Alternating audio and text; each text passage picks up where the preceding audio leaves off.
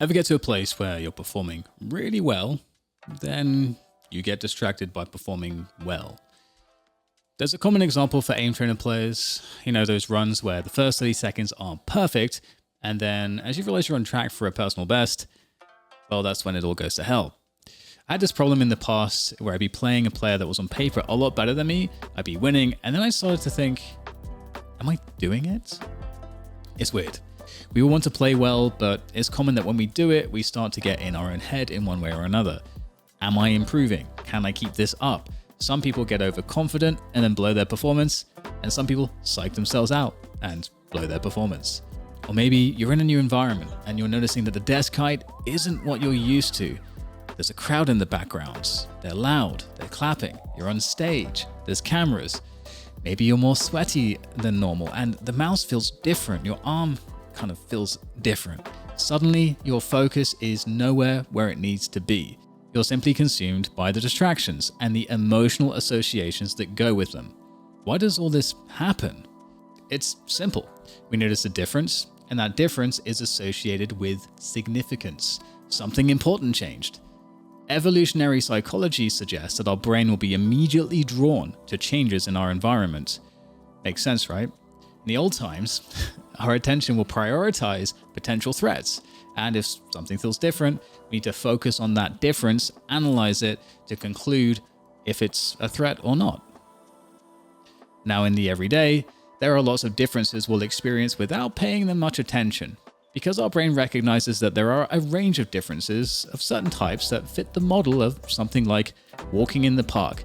Not to mention that you're in a pretty calm state when you're walking in the park.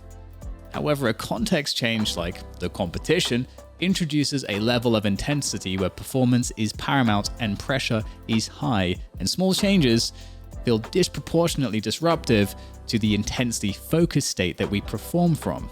And this means that it's easy for our amygdala to get triggered into a fight or flight state, especially when your mental game leaks might be associated with some of the thoughts that come up because of the emotions that you get with those distractions. For example, if your mechanics haven't felt as great or as consistent recently, a desk height difference or a more humid environment may draw all of your attention to the mouse arm. Now your awareness is drawn to a feeling of weakness or to a problem that you can't solve in the moment. Or how about playing on stage, which might feel like a distraction when you feel like you aren't having a great tournament, you aren't as prepared as you want as rested as you want. This could tap into your fear of losing. Like you have all this information that aligns with this fear, so it's gotta be right. It's like your brain is telling you, hello, hi, here are all these reasons your fear of losing makes sense. Dealing with distractions, which again is just really your brain highlighting the differences in the environment, is more simple than you may realize. It takes practice, and with frequent exposure, it gets better passively over time, and for some that will be a faster process than for others. So the first thing that we need to do is to be present with a distraction. Competitive environments are intense, and there's a lot of advice out there that says you should ignore the chaotic feelings, you should use tools and find ways to push them away. But I say no. Instead, we should acknowledge the distraction first, look at it as opposed to being fearful of it. Secondly, after we've acknowledged what the distraction is, let's take a series of deep breaths, or we can use Huberman's physiological sigh to create a physiological trigger that is going to calm our nervous system.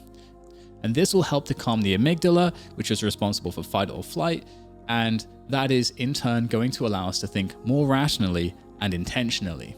Third, let's recognize that what we're experiencing is just a distraction. It's just our brain noticing something that feels different. We can't change that thing. It just exists. In fact, let's reframe it. It's good. We know we will get better through exposure over time, so if nothing else, the very fact that we're here getting this experience is really positive. The fact that we're here experiencing this means we're pursuing a passion, that we are living the identity of who we want to be.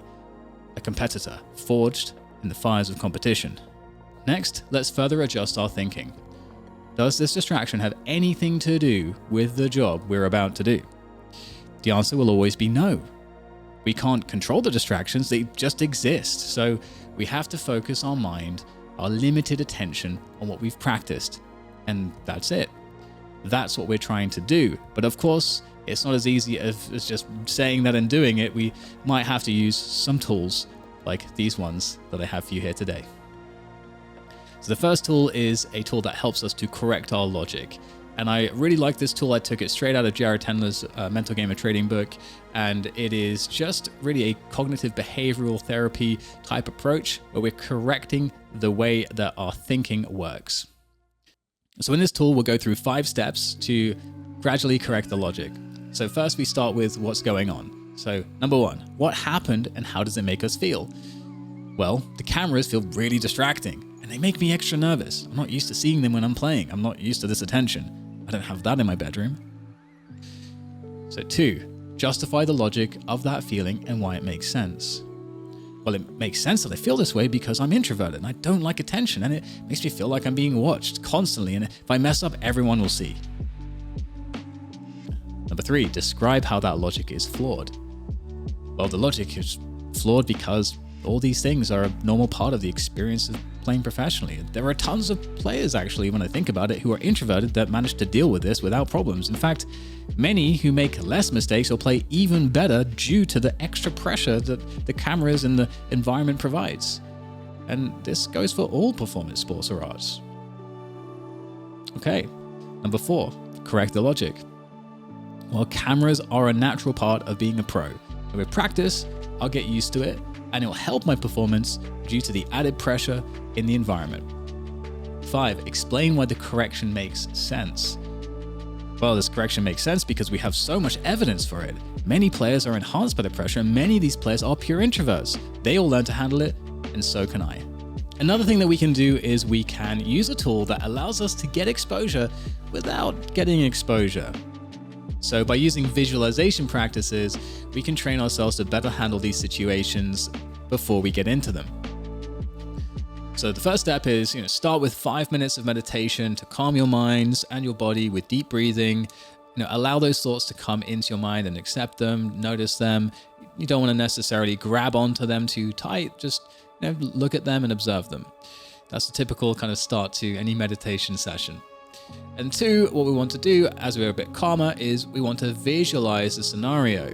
So you're on stage, there are cameras everywhere, explore the scenario, explore doing the setup, sitting down at the setup, feeling the mouse, getting into the DM or the aimbots, whatever it might be before you play. Recall all of the feelings that you can experience in detail. And then the next step is to really engage more fully with the emotions, the emotional state and the triggers. So focus on the distraction or the difficulty that you're having in the environment and feel the feelings that come up in that moment.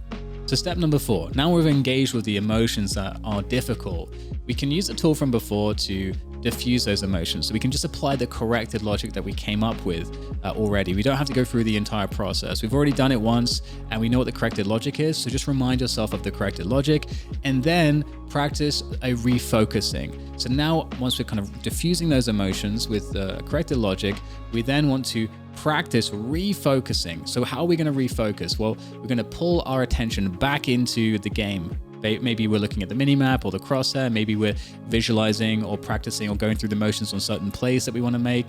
Maybe we want to get into our routine. Maybe it's the warm-up routine. Whatever it is that allows you, with consistency to just go back and just focus. That this is okay, I'm refocused, I'm regrounded, I'm back on task. That's what we want to achieve here, because we're going through the steps here. The experience of the emotions, we kind of limit and diffuse them. We resolve them as much as we can in the moment. We can weaken them, and then we refocus our mind. And the final step is to repeat it if you want to. If distractions and mental game leaks are allowed to interfere, they will sap precious mental resources that are required for faster reads of the game, our working memory, and our execution, and everything else that goes into a great performance. So we need to reclaim our focus, and that's what this is all about. It's normal that our brain will be drawn to new things in the environment, as we've described. There are good reasons for that. And so make sure that you are aware of this entire process. And if you ever find yourself in this scenario, or if you're dealing with this scenario now, hopefully you have tools and methods and understanding that will allow you to contend with it in a way that allows you to conquer those distracting moments, to refocus yourself and to perform at your best.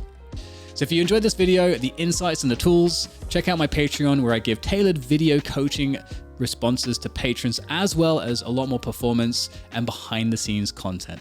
Thank you for watching, and I'll catch you on the next one.